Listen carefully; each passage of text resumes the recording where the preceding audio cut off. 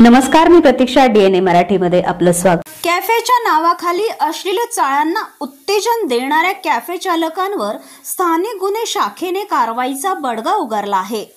शहरातील 5 कॅफेंवर छापा टाकून अश्लील चाळे करताना तरुणींना रंगेहात पकडण्यात आलं आहे. पोलीस पथकाने द परफेक्ट कॅफे, बेला चाव कॅफे, ऑरिगेनो कॅफे, झेडके कॅफे व वननेस कॅफे येथे छापे टाकले आहेत. यावेळी या कॅफेंमध्ये तरुणी अश्लील चाळे करताना आढळून आले.